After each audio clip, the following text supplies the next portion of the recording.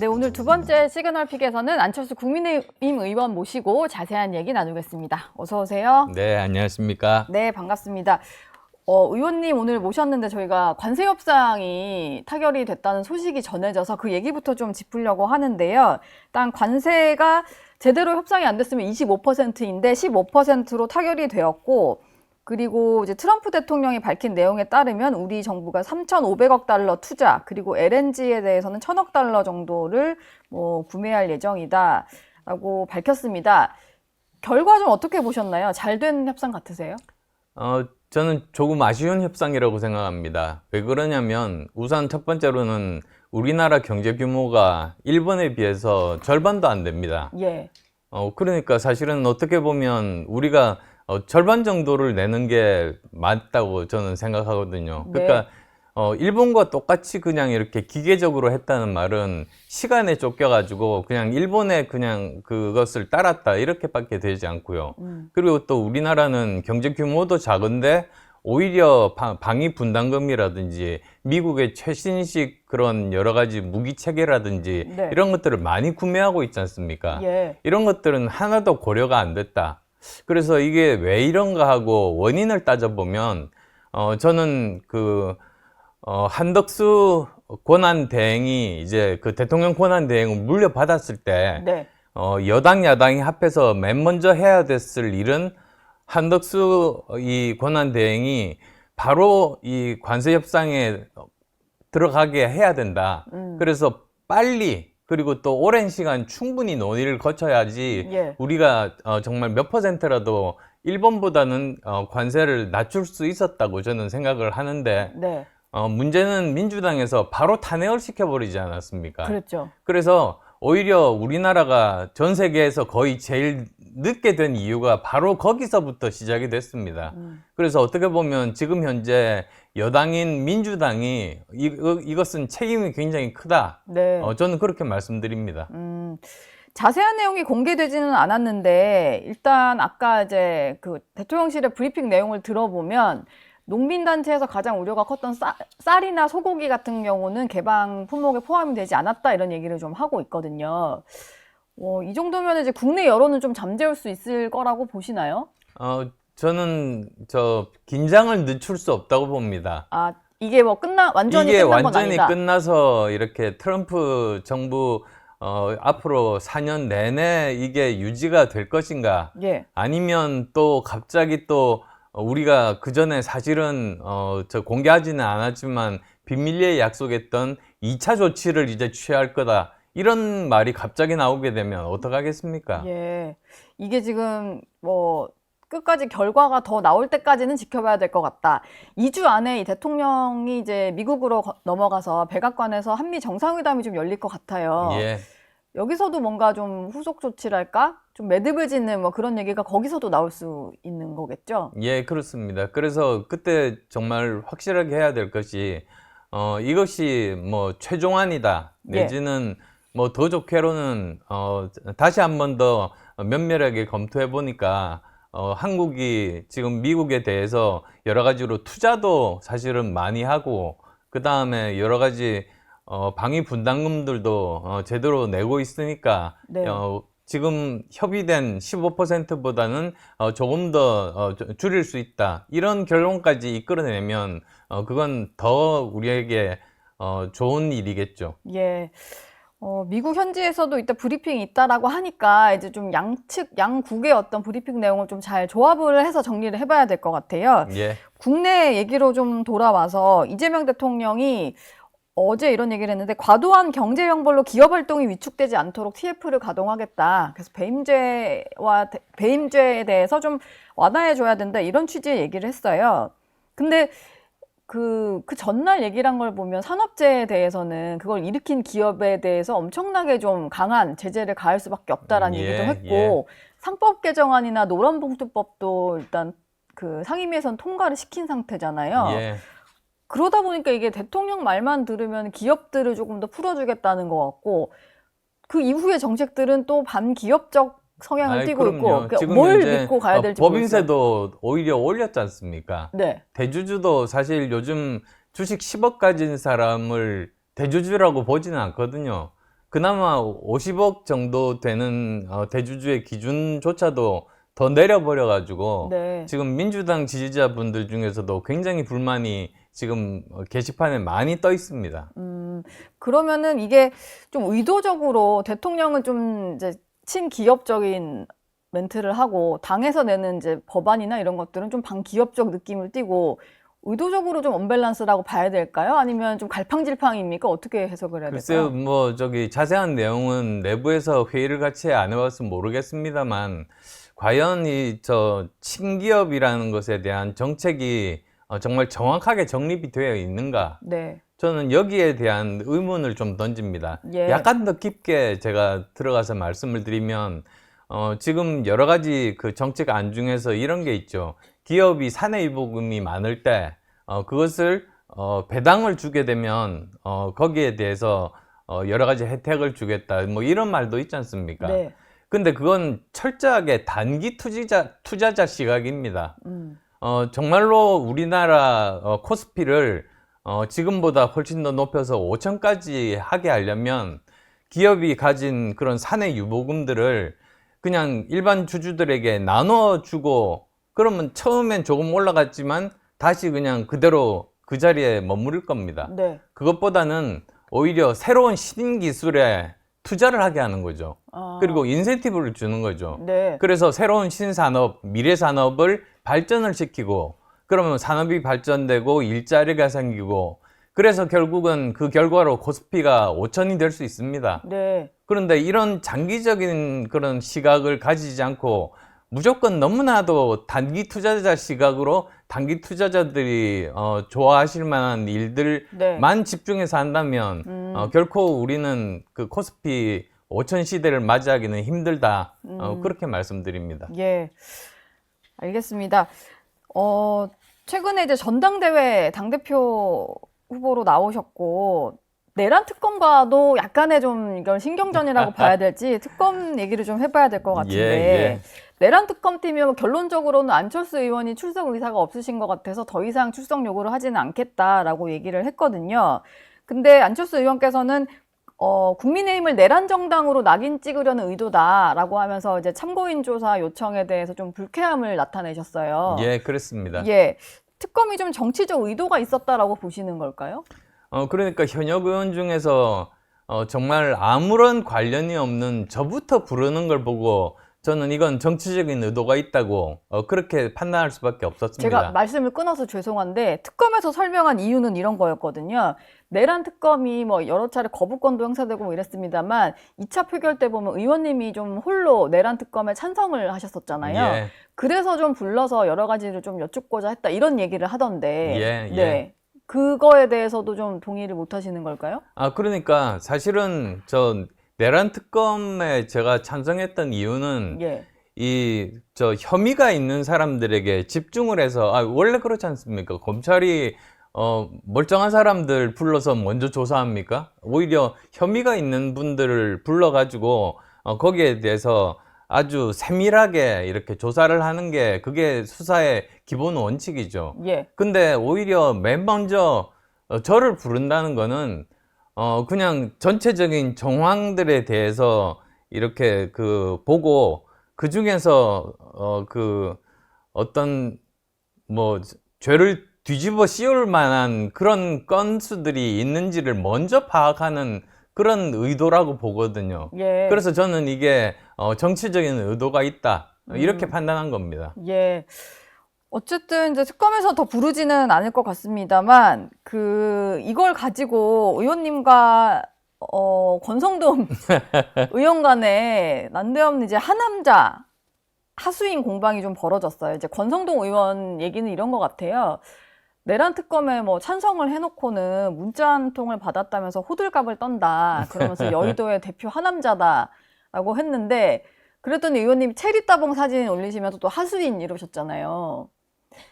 권성동 의원에 대해서는 뭐 해주고 싶은 말씀 있으십니까? 사실 아무런 관련이 없는 저부터 부르는 건 사실 당 입장에서 굉장히 심각하게 생각해야 됩니다. 예. 근데 그 시초가 어디서부터 나왔냐면 윤석열 전 대통령 시절에 당정이 수평 관계가 되고 서로 상호 보완적이 돼야지 서로 발전할 수 있고 국민에게 좋은데 네. 그러지 못했죠. 오히려 당이 그 정부의 하수인이 돼서 부하가 돼서 시키는 대로 일을 하기 때문에 결국은 정부가 실패해서 여기까지 온 거 아닙니까? 저는 사실은 그 점을 지적한 겁니다. 그게 이제 체리따봉 사태로 좀 표현이 되는 예, 그렇습니다. 그 대통령과 권성동 의원 간의 문자 그 얘기였군요. 예. 두 분이 근데 신경전이 좀 상당히 어찌 보면 감정적으로 치달으시는 것 같아서 이런 상황에서는 나중에 어떤 현장에서 마주치셨을 때 서로 뭐 인사라도 하실 수 있을까 이런 생각이 드는데 그래도 같은 조직에 소속된 동료 의원이니까 예. 그리고 또 뭐 한 번씩 주고받고 나서는 그 다음에 다른 반응은 없었습니다. 그래서 저는 뭐 이런 것에 대해서 이 문제의 심각성에 대해서 정확하게 아셨으면 좋겠다 그런 말씀드립니다. 예. 근데 의원님이 좀 그 전에 하셨던 얘기를 보면 그 지난 대선 과정에서 후보 교체와 좀 연관된 인물들로 권성동 원내대표, 당시 원내대표 그리고 권영세 비대위원장 뭐 이런 분들을 꼽으셨잖아요. 제가 사실은 혁신위원장을 내정됐을 때, 그러니까 임명된 건 아닙니다. 그럴 때 맨 먼저 해야 되는 일이 원래 그 권한의 크기와 책임의 크기는 같지 않습니까? 네. 그래서 지난 대선 때 있었던 일들 중에서 그래도 최소한의 인원에 대한 인적인 쇄신은 필요하다. 인적인 청산이라고 그러지는 않았습니다. 예. 그러니까 인적인 쇄신이라는 거는 거기에 사과도 포함되고 또는 경고도 포함되고 어떤 뭐 당원권 정지도 포함되고 여러 가지 범위가 있지만 그런 것들은 모두 다 윤리위원회에 맡기겠다 이런 뜻이었습니다. 윤리위원회에 맡기겠다. 스스로 표명해라 이런 말씀은 아니셨나요? 예, 그랬습니다. 예. 전당대회에 지금 출마하셨으니까 여쭤볼 텐데 조경태 의원이 혁신 후보 단일화 제안한 거에 대해서 일단은 응하실 생각은 좀 없어 보이시는데 그 예. 생각은 좀 여전하신가요? 예, 그렇습니다. 이유를 따지자면 저는 세 가지 정도를 말씀을 드릴 수가 있는데요. 네. 우선 첫 번째로는 혁신 후보가 지금 보면 오늘까지 너무 적습니다. 그 언론에도 지금 그렇게 났습니다만, 네. 그래서 한 사람이라도 더 혁신에 대해서 이야기할 수 있는 후보가 많아야 된다. 그런데 뭐 미리 단일화를 해서 이렇게 혁신에 대해서 말하는 후보가 한 사람밖에 없으면 아무래도 밀리기 마련이죠. 네. 그래서 그게 바람직하지 못하다. 이제 그 말씀을 사실은 제가 드린 거고요. 예.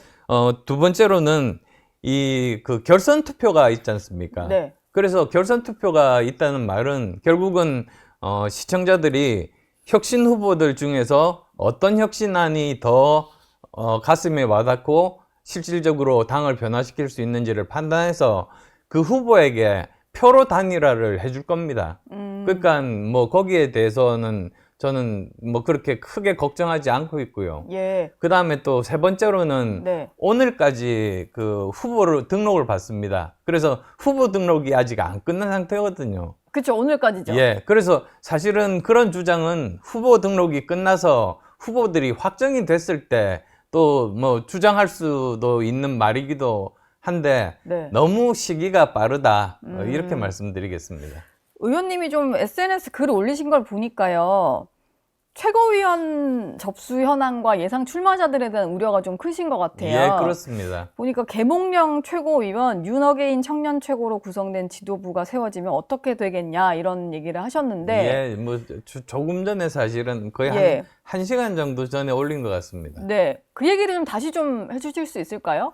예, 그러니까 어떤 사실 면면이 좀 우려가 되시는 건가요? 지금 우려가 되는 게 우리 당 지지율이 한때 뭐 40몇 %까지 갔다가 네. 지금은 거의 17%, 어디는 보니까 15%까지 내려갔더라고요. 예. 근데 이분들에게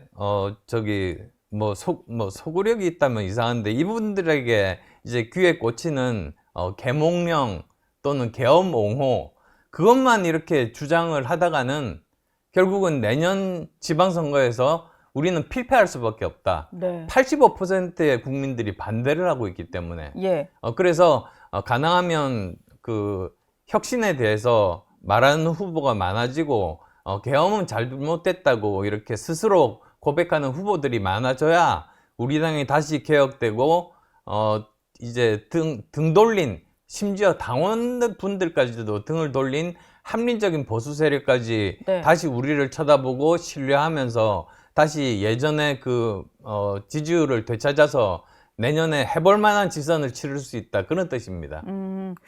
지금 근데 그 여론조사 나오는 것들을 보면 국민의힘 지지층을 상대로 한 조사에서는 김문수 후보가 1위를 달리고 김문수 장동혁 후보를 더하면 이제 과반이 넘는다는 조사 결과가 그제 정도 나왔었거든요.